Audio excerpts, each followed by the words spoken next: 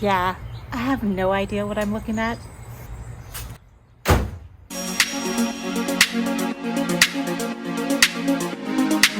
Hey y'all, it's Christy the GenX Gypsy and welcome. Today's video is the second in a series I'm doing about epic road trips for those of us over 50 or over 40 or over 30, however youthful you are. Today's video is about doing all of the things you need to do to be prepared before you leave on your epic road trip. The first video in the series, which I'll link up here, is all about planning your epic road trip. So let's get started.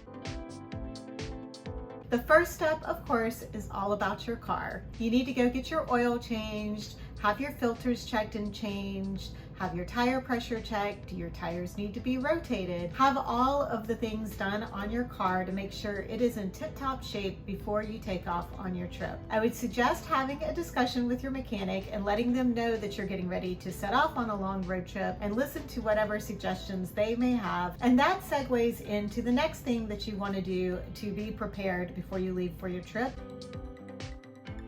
And that is, if you don't already have some sort of roadside assistance, go ahead and sign up for that. I'm talking about something like AAA. You can also look at your own car insurance information and see if they provide any sort of roadside assistance, just to be prepared when you go out. Now, yes, you're gonna have your car all checked up on and everything, but you just never know what might happen when you're out there. You might get a flat tire, timing belt might blow, or any of the other numerous things that can go wrong with a car. And it's just helpful to have the security of knowing that you have something that you can call no matter where you are, especially if it's like 11 o'clock at night on the side of a freeway and you know nobody in that area. In addition to the roadside assistance, many of the extra insurance companies like the AAAs and the other roadside assistance programs offer discounts for hotels and motels, some of the sites you might want to see along the way. So it's a really good thing to have along with you on a long road trip. And talking about insurance, that leads us to step number 3. And that is to make sure that you have a copy of your insurance policy with you. And I would encourage you to put it in an envelope along with a copy of your driver's license and a copy of whoever else might be driving their driver's licenses as well, plus your car registration, and have it all in one spot in the glove compartment. It's nice to have those extra copies of your licenses just in case something gets lost. An extra little hint I'm going to give you here is when I travel, whether it's domestically or internationally, I make sure that I have a digital copy of both my license and my passport in the cloud somewhere. That way I can access it if I have access to a computer, or somebody I have given access to my accounts can access it for me if I need to have those documents while I am traveling. Step number 4.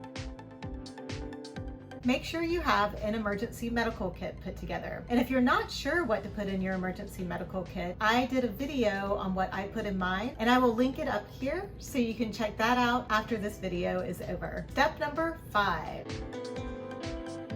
If you don't already have a second key for your car, it's probably a good idea to go ahead and have one made, or you might have to order one for your car at this time. And I would also get a hide a key box that you can put somewhere on your car. I have one that has been riding underneath my car.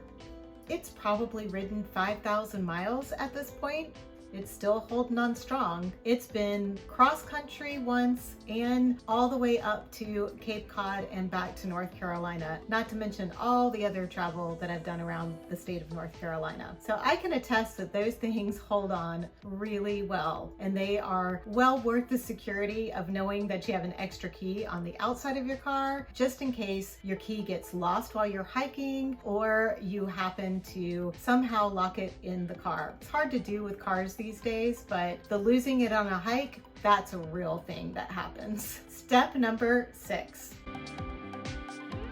Make sure you have paper maps. I know that we all rely on Google Mapping or Waze or whatever app that you are using in order to get around and find your way. But there are still pockets of the United States that have really iffy data and Wi-Fi phone service. And there is the real possibility that you could be stuck somewhere without having any access to a map if you don't have a paper map in your car. Plus, it's kind of fun to have your atlas open and just be following along rather than only seeing the little screen that you get on your phone for where you're going just at that specific moment. Just personal preference, and I think safety-wise, it's great to have those paper maps. I personally like a full atlas that has all of the states, and a lot of times you can find things on those maps that you're not going to see on Google Maps, and there'll be places that you might decide to stop. Because you're like, oh hey, I didn't know there was a state park right here. That's a great place to stop and have a picnic. It just opens up the possibility to see things that might not be at the top of the Google searches for where you're going. That's what happened to Dave and I. We would have never found Bernie Falls State Park on our cross-country drive if we hadn't had our paper map with us, especially because we were up in the mountains in California and, you know, our cell phone service wasn't fantastic. I am so glad that was one of the most beautiful parks that I have ever been to. So I'm so thankful that I have my paper map with me to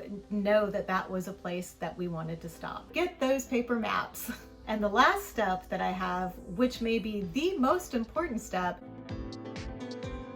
is to make sure to have your entertainment lined up. Whether that's going to be a music playlist, podcast you're going to listen to, books on Audible or whatever digital format that you want to listen to your books on, whatever that's going to be, and probably for multiple different people that are in the car. Yes, I know that people can put on their headsets and they can listen to their own thing, but you know, you're on a road trip together. It's kind of nice to enjoy whatever the entertainment is together instead of everybody being in their own little focused hole. I get that that needs to happen some points because we all need our own space, but it's also really fun to enjoy the road trip together because part of the whole road trip experience is the experience of being together in the car.